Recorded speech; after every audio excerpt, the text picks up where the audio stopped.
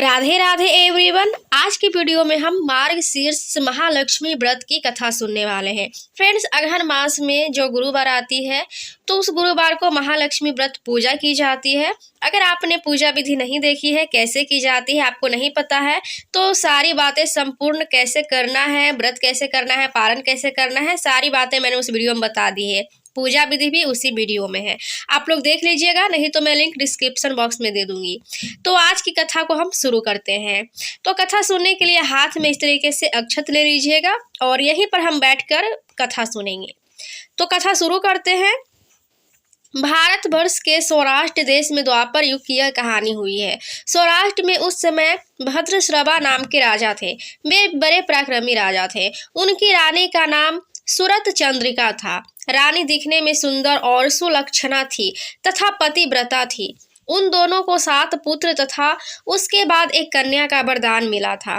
कन्या का नाम श्यामबाला था। एक बार महालक्ष्मी जी के मन में आया कि जाकर उस राजा के राजप्रसाद में रहें।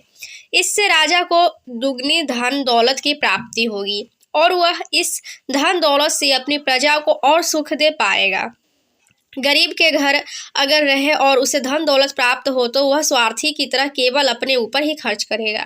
यह सोचकर श्री महालक्ष्मी जी ने बूढ़ी ब्राह्मण स्त्री का रूप धारण किया। हाथ में लाठी लिए लाठी के सहारे रानी के द्वार तक पहुंची।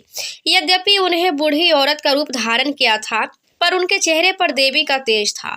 उन्हें देखते ही एक दासी सामने आई। उसने इनका नाम धाम काम धर्म पूछ डाला। वृद्ध ब्राह्मण का रूप धारित माता लक्ष्मी ने कहा, बालिके, मेरा नाम कमला है। मेरे पति का नाम भुवनेश है। हम द्वारिका में रहते हैं। तुम्हारी रानी पिछले जन्म में एक वैश्य की पत्नी थी। वह वैश्य गरीब था। दरिद्र के कारण हर रोज घर में झगड़े होते थे तथा उसका पति रोज उसे मारता था। इन बातों से तंग आकर वह घर छोड़कर चली गई तथा वन जंगल में खाली पेट भटकने लगी। उसके इस दुर्दशा पर मुझे दया आई।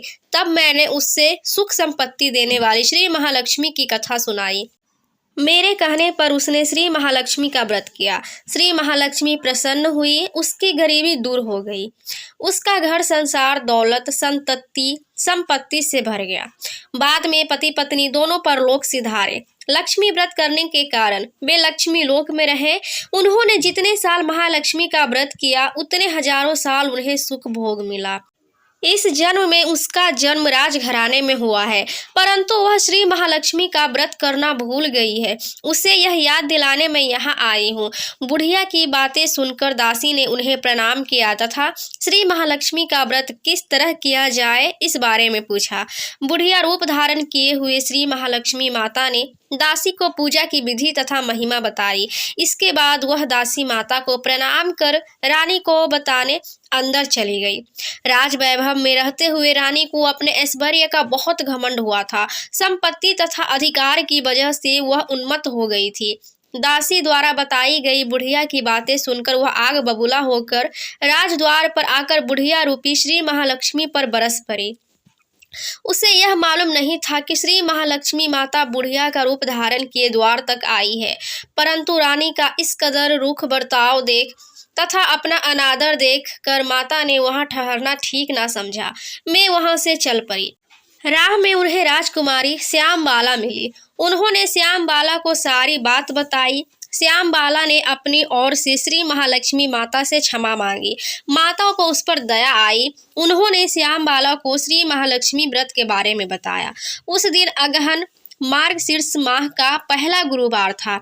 श्यामबाला ने परम श्रद्धा से श्री महालक्ष्मी का व्रत रखा। फल स्वरूप राजा सिद्धेश्वर के सुपुत्र मालाधर से उसका विवाह हुआ। वह धन दौलत ऐश्वर्य वैभव से माला माल हो गई।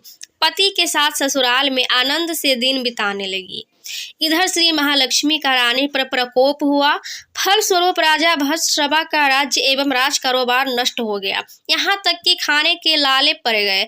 ऐसी हालत में एक दिन रानी ने राजा से निवेदन किया, हमारा दामाद इतना बड़ा राजा है, धनवान है, ऐश्वर्यशाली है, क्यों ना उसके पास जाया जाए, अपना हाल उसे बताएं, वह जरूर हमारी मदद करेगा। इस बात पर राजा भद्रश्रवा दामाद के पास रवाना हुए। राज्य में पहुंचकर एक तालाब के किनारे थोड़ी देर विश्राम लेने के लिए ठहरे। तालाब से पानी लेने आते जाते दासियों ने उन्हें देखा। उन्होंने विनम्रता से उनकी पूछताछ की। जब उन्हें यह मालूम हुआ कि वे रानी श्यामबाला के पिता हैं, तो दौड़ते हुए जाकर उन्होंने रानी को सारी बात बताई। रानी ने दासी के हाथ राज परिधान भेजकर बड़े ठाठ से उनका स्वागत किया तथा आदर सत्कार किया, खान पान करवाया।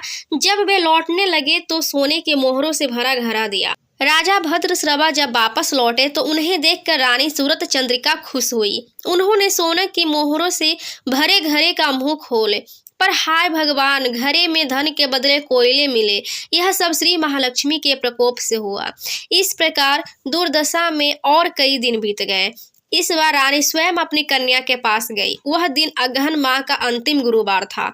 श्यामबाला ने श्री महालक्ष्मी का व्रत किया, पूजा की, अपनी माता से भी व्रत करवाया। इसके बाद रानी अपने घर आई। श्री महालक्ष्मी का व्रत रखने पर उसे फिर से अपना राजपाट, धन दौलत, ऐश्वर्य प्राप्त हुआ। वह फिर से सुख शांति आनंदमय जीवन बिताने लगी। कुछ दिनों बाद राजकन्या श्यामबाला अपने पिता के घर आई।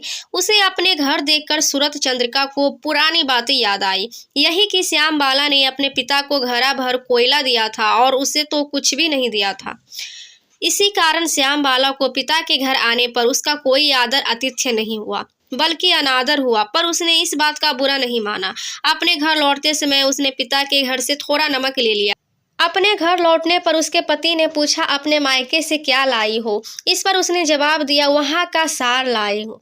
पति ने पूछा, इसका मतलब क्या हुआ? श्यामबाला ने कहा, थोड़ा धीरज रखें, सब मालूम हो जाएगा। उस दिन श्यामबाला ने सारा भोजन नमक डाले बिना बनाया और परोसा। पति ने खाना चखा। सारा खाना नमक बिना था, इसलिए स्वाद न आया। फिर श्यामबाला ने थाली में नमक डाला, इससे सारा भोजन स्वादिष्ट लगने लगा। तब श्यामबाला ने पति से कहा, यही है वह मैं मायके से लाई हूँ सार। पति को उसकी बात सही लगी। फिर वह दोनों हंसी मजाक करते हुए भोजन करने लगे। कहा गया है कि इस तरह जो कोई श्रद्धा भाव से श्री महालक्ष्मी जी की पूजा करे, उससे माता की कृपा प्राप्त होती है, सुख संपत्ति शांति प्राप्त होती है, सभी मनोकामनाएं पूर्ण होती है। परंतु यह सब प्राप्त होने पर माता की पूजा को भूलना नहीं चाहिए। हर गुरुवार को पाठ अवश्य करना चाहिए। इस तरह श्री महालक्ष्मी की महिमा, भक्तों की मनोकामना पूर्ण होती है। और कथा सुनने के बाद अब हम ये जो अक्षत हमने लिया था वो हम माँ लक्ष्मी जी के चरणों में, और जो बच जाए वो जल के लोटे में हम डाल देंगे थोड़ा थोड़ा। इस तरीके से हमारी कथा पूर्ण होती है। तो फ्रेंड्स, बहुत ही सुंदर कथा थी। आपको एक कथा कैसी लगी कमेंट में जरूर बताइएगा। इसकी पूजा विधि कैसे करनी है वो आप देख लीजिएगा जा करके। बहुत ही फलदायी होती है ये पूजा, तो आप लोग जरूर करिएगा अगहन मास में। अभी अगहन मास चल ही रहा है। तो चलिए फ्रेंड्स, मिलते हैं किसी और वीडियो में। अगर वीडियो अच्छा लगे तो वीडियो को लाइक जरूर करिएगा, और चैनल पर अगर नए हैं तो चैनल को सब्सक्राइब कर लीजिएगा। मिलते हैं किसी और वीडियो में, तब तक के लिए जय लक्ष्मी मैया, राधे राधे।